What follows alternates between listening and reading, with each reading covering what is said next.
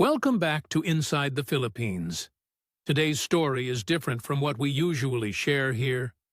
Most of the time, we're reading you cautionary tales, stories of men who lost everything chasing something that was never real.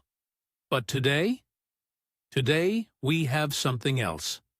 A story from a man who went to the Philippines expecting absolutely nothing, and somehow found everything he didn't know he was looking for.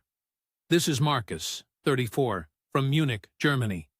He thought he understood what love was. He thought he'd already had his chance and lost it. He was wrong.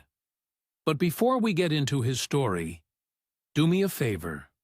Drop a comment and let me know where you're watching from. And if you've ever felt like life was giving you a second chance when you least expected it, hit that like button and subscribe, because Marcus's story might just change how you think about starting over. All right, here's what Marcus sent us. I need to tell you something right up front. When my friends booked that trip to Manila, I didn't want to go. I really didn't want to go. It was February 2024, 2 years after my divorce was finalized, and I was doing what I thought was fine. I had my routine: work, gym, occasional beer with colleagues, weekend hikes in the Bavarian Alps when the weather cooperated. I told myself I was healing. I told myself I was moving on. But honestly, I was just numb. Completely fucking numb. My ex-wife, Anna, she left me for her yoga instructor. I know. It sounds like a cliché, right? Like something from a bad comedy. But when you're the one living through it, when you come home early from a business trip and find someone else's shoes by your door, it doesn't feel funny at all. It feels like your chest is caving in. We'd been together for 8 years, married for 5. I thought we were solid. Turns out I was the only one who thought that. After the divorce, I threw myself into work. Software engineering. It's perfect for avoiding feelings.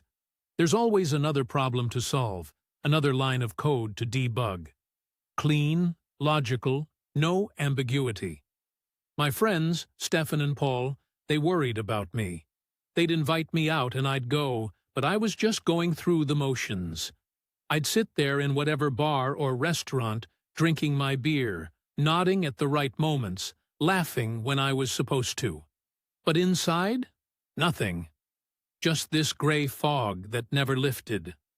So when Stefan came to me in January with this idea, a guy's trip to the Philippines, 2 weeks, beaches and bars, and forgetting our problems, I told him no. He didn't accept that.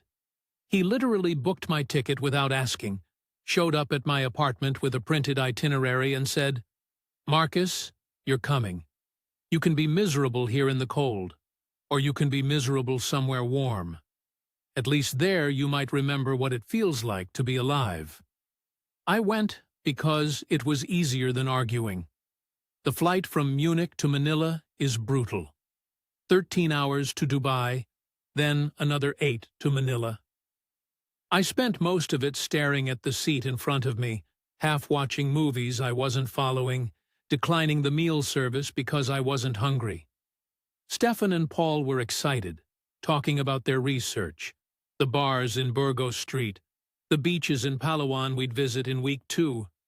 I just wanted it to be over. We landed at Ninoy Aquino International Airport at 11 p.m. on a Wednesday. The moment I stepped off the plane, the heat hit me like a wall. Even at night, even inside the airport, you could feel it. Thick, wet, heavy. The kind of heat that makes your shirt stick to your back immediately. The airport was chaos. Families everywhere, kids crying, people shouting, pushing carts loaded with balikbayan boxes wrapped in layers of plastic. The smell was different too. Not bad, just different. Sweat and perfume and something fried, and this underlying scent I couldn't place. We grabbed a taxi to Makati, where Stefan had booked an Airbnb. The drive from the airport was an assault on the senses. even at midnight. Manila was alive in a way Munich never is. Jeepneys painted in wild colors, motorbikes weaving through traffic with entire families balanced on them, street vendors grilling meat on corners, neon signs in Tagalog, and English advertising everything from money transfer services to karaoke bars. The poverty was visible, kids sleeping on cardboard, families living under bridges, but so was this incredible energy, this refusal to stop moving. I felt nothing watching it. Just tired. Our Airbnb was in a high-rise in Salcedo Village. Nice enough. Generic. Could have been anywhere. Stefan and Paul immediately started planning our first night out. There was a rooftop bar they'd read about, some club that supposedly had the best nightlife in the city. I told them I was jet-lagged, needed to sleep. They didn't push it. I think they were just relieved I'd made it this far. The first few days blurred together. Stefan and Paul did their thing. They'd hit the bars in Burgos Street, P. Burgos, whatever you want to call it. The area where foreign men go to meet Filipina women who are paid to make them feel wanted. They'd come back at 4 a.m., drunk and laughing, telling stories I didn't want to hear. I'd tag along sometimes, sit in the corner with a San Miguel, watch the whole performance. The girls were beautiful, sure, professional. They knew exactly what to say, how to laugh, when to touch a guy's arm. It was transactional, honest in its dishonesty, if that makes sense.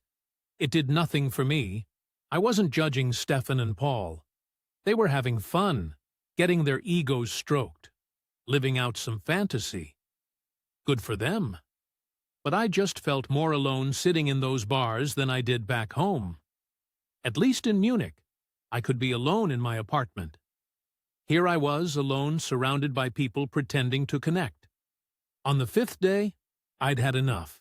Stefan and Paul were nursing hangovers, planning their next adventure. I told them I was going to explore on my own. They barely looked up from their phones. I took a Grab to Quezon City. I don't even know why I chose that area. I'd read it was more local, less touristy, and I guess I wanted to see something real. The driver dropped me off near UP Diliman, the university. It was a Tuesday afternoon, brutally hot, the sun reflecting off concrete like it was trying to cook everything.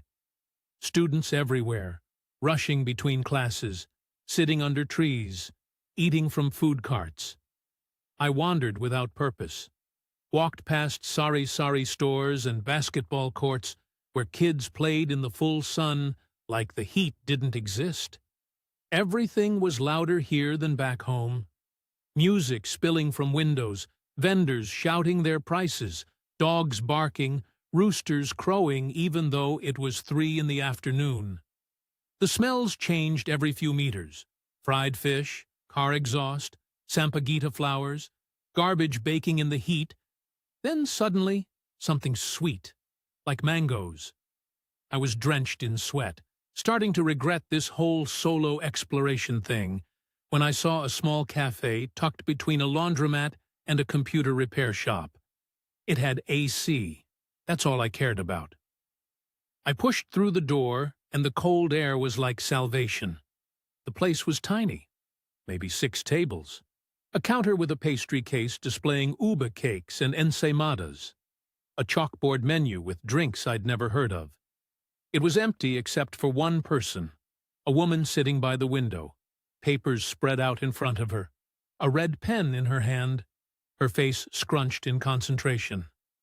I ordered an iced coffee from the teenage girl behind the counter and took a seat as far from the window woman as possible. I didn't want to disturb her. Didn't want to talk to anyone. Just wanted to sit in the AC and figure out what I was doing with my life. I was scrolling through my phone, looking at nothing, when I heard her voice. "Excuse me, do you speak English?" I looked up. She was looking at me, this woman by the window. She was pretty in an understated way. No makeup that I could see, hair pulled back in a messy bun, wearing a simple yellow shirt with a small stain near the collar. She looked tired, Real tired, not Instagram tired. Yes, I said. I'm German. Oh, thank God. She laughed, and it was a genuine laugh, relief in it. I'm grading English essays for my students, and I can't tell if this sentence makes sense or if I've been staring at paper so long that nothing makes sense anymore. Can I ask you something? She read me a sentence from one of the papers. It was grammatically correct, but awkward. I told her that. She nodded, made a note, then looked up at me again. You're the first foreign person I've seen in here. This place isn't exactly on the tourist map. I'm not really a tourist, I said, which was true. I didn't feel like a tourist. I didn't feel like anything. What are you then? Lost, I said. I don't know why I said it. It just came out. She smiled.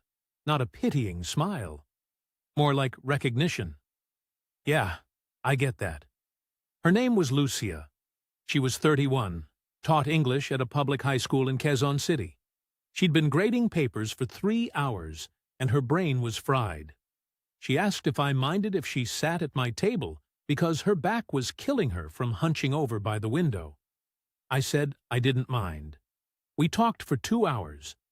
Not about anything deep at first. She asked why I came to the Philippines. I gave her the sanitized version. Friends wanted a vacation, needed a break from work. She told me about her students, the ones who wrote beautiful essays about futures they'd probably never have, the ones who fell asleep in class because they worked night jobs to help their families. She talked about Manila traffic, about how it took her 90 minutes to get to work every morning for a commute that should take 30. She was funny, without trying to be. Honest. She complained about things, her principal who was incompetent, her landlord who wouldn't fix her AC, her mother who kept asking when she was going to get married. But, without that performative complaining, people do when they want you to contradict them. She asked if I was married. I hesitated, then said divorced. She said, "Ah, that's rough," and didn't ask for details. I appreciated that. When her phone alarm went off, she looked surprised. I have to meet my sister for dinner. I'm already late. She packed up her papers quickly, threw her bag over her shoulder. Then she paused. This might sound weird, but I'm showing my friend around this weekend. She's visiting from Cebu and I'm taking her to Intramuros, and maybe Luneta Park. Tourist stuff, basically. If you want to see actual Manila instead of just Makati bars, you could come with us. No pressure, just offering. I should have said no.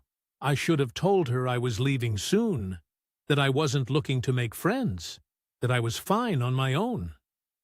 But something in me, some tiny part that wasn't completely dead yet, said yes. She wrote her number on the back of a student's essay that she'd already graded, tore it off, and handed it to me. Text me if you want to come. Saturday, 9 a.m. Then she was gone. I sat there for another hour, staring at that piece of paper with her number on it. The handwriting was messy, looping.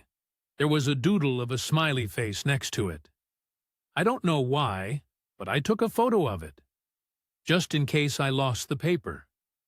When I got back to the Airbnb, Stefan and Paul were pre-gaming for another night out. They asked where I'd been.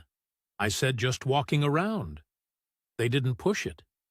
That night, lying in bed while they were out somewhere in Makati, I kept thinking about that cafe, about how Lucia didn't perform for me, didn't try to be anything other than what she was, a tired teacher grading papers who needed a second opinion on grammar. There was no game, no angle, just a normal human interaction. I looked at the photo of her number on my phone. Saturday was 3 days away. I didn't know it then, but that moment, deciding whether or not to text her, that was the actual beginning. Not the flight to Manila, not the bars or the beaches, just a crumpled piece of paper with a phone number and a badly drawn smiley face. I texted her on Thursday evening. Just, Hi, this is Marcus from the cafe. I'd like to join on Saturday if the offer still stands. She replied 2 hours later. Great! Meet at Intramuros, near Fort Santiago entrance. Don't be late. Manila traffic is unforgiving. I read that message probably 20 times before I went to sleep. I still don't know why. That Saturday morning, I woke up before my alarm. Stefan and Paul were still passed out from whatever club they'd hit the night before. I left a note saying I was doing tourist stuff, grabbed a grab, and headed to Intramuros. Manila traffic wasn't just bad. It was apocalyptic.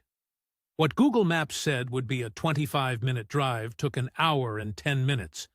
I watched the clock on my phone tick past 9 a.m., then 9 to 15, getting more anxious by the minute. Germans don't do late. It's practically a genetic disorder. I texted Lucia apologizing, saying I was stuck in traffic. She sent back a laughing emoji and, "Welcome to Manila. We're used to it." When I finally got there, she was standing near the entrance to Fort Santiago with another woman, both of them in sundresses, fanning themselves with folded newspapers. The heat was already oppressive, and it wasn't even 9:30 yet. "Marcus!" Lucia waved when she saw me. "You survived the traffic. This is my friend Anna, from Cebu." Anna shook my hand with a grip that could crush rocks. She was shorter than Lucia, rounder, with the kind of smile that made you smile back automatically. "So, you're the German who doesn't know what he's doing in Manila," she said. "Lucia told me about you?" "That's accurate," I said. We spent the day walking through Intramuros. Lucia and Anna took turns telling me the history, the Spanish colonial period, the battles during World War II, the Reconstruction. But it wasn't like a tour guide reciting facts. They argued about details, interrupted each other, went off on tangents about their high school history teacher who used to throw chalk at students who weren't paying attention. I mostly listened, let their conversation wash over me, watched how Lucia's hands moved when she talked, how she'd touch Anna's arm when she was making a point. We had lunch at some hole-in-the-wall place that definitely wasn't in any guidebook. They ordered for me sinigang, adobo, lumpia, things I'd never tried. The sinigang was so sour it made my face scrunch up, and they both laughed, not meanly, just delighted. "German taste buds can't handle it," Anna said. Lucia showed me how to mix the rice with the soup, how to eat with my hands if I wanted to, though she gave me a spoon when she saw my hesitation. After Anna left to meet other friends, it was just Lucia and me. The sun was starting to lower, turning everything golden. We walked to Rizal Park, found a bench under a tree, sat there watching families take photos by the monuments, vendors selling balut and fish balls, old men playing chess. "Can I ask you something?" Lucia said after a while. "Sure." "Why did you really come to the Philippines? And don't give me the friends needed a vacation answer. I'm a teacher. I can tell when someone's not telling the whole truth." I looked at my hands, thought about lying, giving her some easier version. But something about the way she asked, direct but gentle, made me want to be honest. "My marriage ended badly," I said. 2 years ago. I thought I was over it, but I'm not. I don't know. My friends thought getting me out of Germany would help. I think they were worried I was disappearing into my work, into nothing. So here I am." She nodded slowly. "Are you? Disappearing?" "I was," I said. "Maybe still am. I don't know anymore." "That's honest, at least." She was quiet for a moment. "I was engaged once, 4 years ago. He was a good guy on paper. Engineer, good family, made my parents happy. But I felt like I was playing a role, you know? like I was being the version of myself he wanted instead of just me. I broke it off 3 months before the wedding. My family didn't talk to me for half a year. They'd already paid for the venue, the catering, everything. Do you regret it? No. I regret hurting people. I regret the timing. But I don't regret choosing myself. She looked at me. You can disappear into someone else just as easily as you can disappear into nothing. Both are ways of not existing. We sat there as the sky turned pink, then purple. She told me about her students, the ones who had so much potential but no resources. She told me about her grandmother who raised her, who still lived in Laguna Province, who thought Manila was ruining Lucia's chances of finding a good husband. She told me about wanting to write a book someday, about all the stories her students had shared with her that deserved to be told. I told her about my work, about the satisfaction of solving complex problems, about how code made sense in a way people didn't. I told her about hiking in the Alps, about the silence up there that felt different from the silence in my apartment. I told her about Anna, about coming home to someone else's shoes, about how I'd replayed every conversation from the previous months trying to figure out when it went wrong. Maybe it didn't go wrong, Lucia said. Maybe it was just wrong to begin with, and you both finally admitted it. That hit me harder than I expected. When it got dark, we took a jeepney back toward Quezon City. It was packed, locals pressed against each other, a woman with a baby on her lap, 2 teenage boys arguing about basketball, a man selling Sampaguita garlands. Lucia showed me how to pass my fare forward, how the whole system worked on trust that your money would make it to the driver. We were squeezed together on the bench, her shoulder against mine, and I realized I couldn't remember the last time I'd felt this present, this aware of where I was and who I was with. She got off at her stop, and I rode back to Makati alone, watching Manila pass by through the open sides of the jeepney, the neon signs, the street food vendors, the life happening everywhere all at once. Over the next week, I saw Lucia every day. She'd finish teaching, and we'd meet somewhere. Different cafes, parks, once at a bookstore in Cubao, where she spent an hour hunting for specific novels for her students. We'd talk for hours about everything and nothing. She never asked me for anything, never hinted about money or gifts, or any of the transactional stuff I'd watched play out in the Makati bars. She paid for herself, actually argued with me when I tried to pay for her coffee.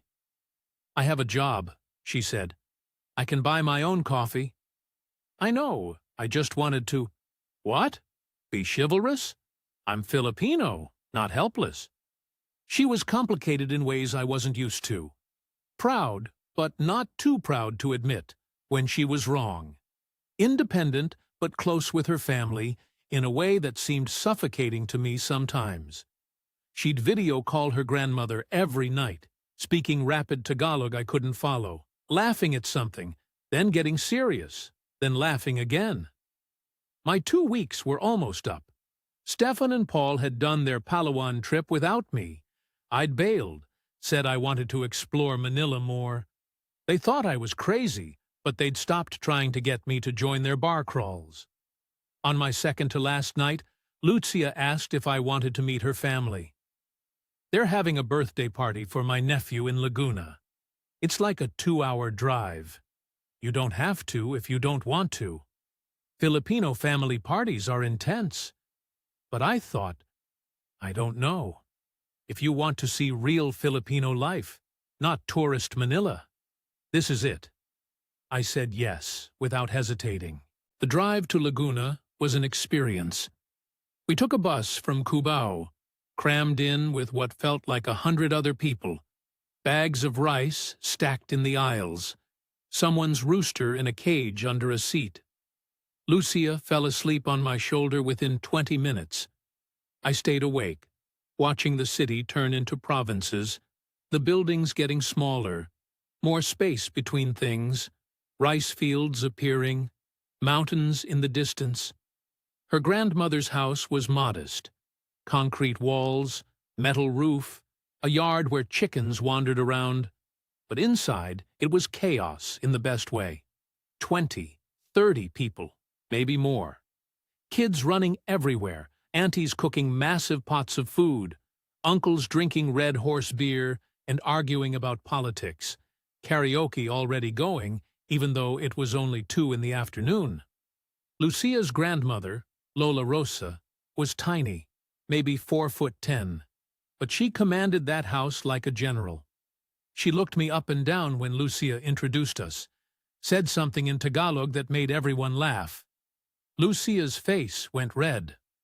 "What did she say?" I asked. "She said you're very tall and very white, and she hopes you're not one of those foreigners who comes here to play around with Filipino girls and leave." The whole room went quiet. Everyone was watching me. This was clearly a test. "I'm not here to play around," I said, looking at Lola Rosa directly. "Your granddaughter is the first person who's made me feel like a human being in 2 years. I respect her too much for games." Someone translated for Lola Rosa. She stared at me for a long moment, then nodded once, and turned back to directing the food preparation. The room exhaled. Lucia squeezed my hand. "That was good. She likes you. If she didn't, she would have told you to leave." The party went until past midnight. I ate more food than I thought possible. Lechon, pancit, lumpia, things I didn't know the names of. I played basketball with Lucia's cousins in the yard, got absolutely destroyed by a 14-year-old kid who could shoot from anywhere. I sang karaoke, badly, some German song that nobody knew, but they cheered anyway. I sat with the uncles and drank beer and listened to them argue, understanding nothing but somehow feeling included. And I watched Lucia move through her family, how she'd check on her grandmother, help her aunts in the kitchen, play with her nephew, mediate arguments between cousins. She belonged here. This was her world. Around 11 p.m., we walked to a small store down the road to buy more ice. The night was cooler than Manila, quieter. You could hear insects, dogs barking in the distance, karaoke from someone else's party a few houses over. "Your family is amazing," I said. "They're a lot," she said. "I know it's overwhelming for someone used to German efficiency and personal space." "It's overwhelming, but in a good way." I stopped walking. "Lucia, I have to tell you something. I leave tomorrow. My flight is at 6 p.m. She nodded. She'd known, obviously. "I know. I don't want to leave. But you have to. You have a life in Munich, a job, your own family." "I know, but this past week, being with you, being here, it's the first time in 2 years I've felt like myself, like the best version of myself. And I don't know what to do with that." She was quiet for a long time. We walked back toward the house slowly, carrying the bags of ice. "Marcus, I like you," she finally said. "I really like you. But I've seen this before. Foreign guy comes to the Philippines, has an amazing time, meets a girl, makes all kinds of promises, then goes home and reality sets in. The distance, the cultural differences, the practical impossibility of it all. 6 months later, the messages stop. I don't want to be that story. I don't want to be that guy." "Then don't be. But don't make promises right now, here, when everything feels perfect and possible. Go home. Go back to your life. See how you feel when you're there. If, in a month, 2 months, you still feel this way, then we'll talk about what this is." It was the most rational, most painful thing anyone had ever said to me. I flew back to Munich the next day. Stefan and Paul were talking about their favorite bars, their plans to come back next year. I stared out the window, watching the Philippines disappear below us, and felt something break open in my chest. Munich in March was exactly as I'd left it. Gray, efficient, cold. My apartment looked the same. My office looked the same. Everything was the same except me. I video called Lucia every day. Morning for me, evening for her. We'd talk about our days, the mundane details. She'd show me her classroom, her students waving at the camera. I'd show her my view of Munich, the mountains on clear days. It wasn't the same as being there, but it was something. My mother invited me to Sunday dinner a week after I got back. She'd met Anna, liked Anna, had opinions about the divorce that she'd mostly kept to herself. Now, seeing something different in me, she asked questions. "You met someone," she said. It wasn't a question. "Maybe." "In the Philippines?" "Yes." She was quiet, cutting her schnitzel very precisely. "Your father and I didn't approve when you married Anna. We thought you were too young, too different. We were right, but we didn't say anything because you seemed happy. I didn't know you felt that way. Parents rarely tell their children everything they think. But I'm telling you now, if you found someone who makes you feel alive, don't intellectualize it to death. Your problem, Marcus, has always been overthinking. Sometimes you just have to feel." I went back to the Philippines in June. I told my boss I was taking 2 weeks vacation. I told myself I was just visiting, testing the waters, being rational. The moment I saw Lucia waiting at the airport, I knew I was lying to myself. We spent those 2 weeks not as a tourist and a local, but as something else, something more real. I met her friends, sat through a faculty meeting at her school because she thought I'd find it funny how chaotic it was. I was right. It was hilarious. We took a trip to Baguio, stayed in a cheap hotel, walked through the market, ate strawberries, talked about what our lives could look like. But we also had our first real fight. About money, about culture, about expectations.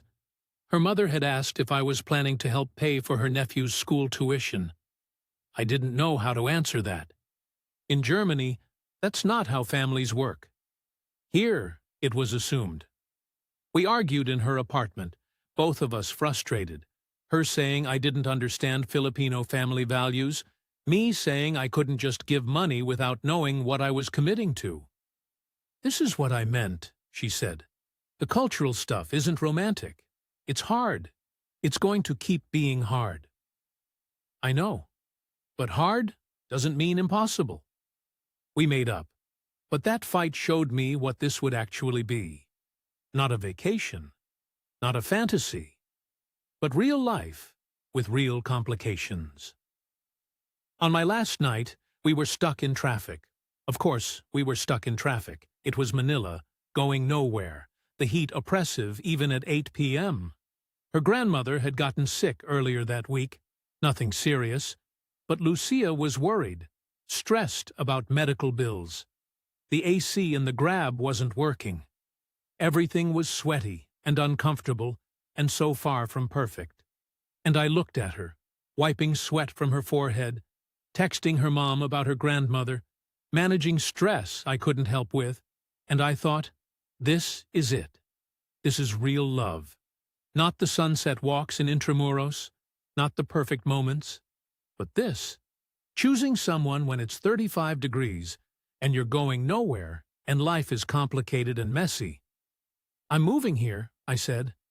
She looked at me. "What?" "I'm moving to Manila. I can work remotely. My company already does it for other employees. I'll figure out the visa. I'll learn Tagalog. I'll understand the family obligations.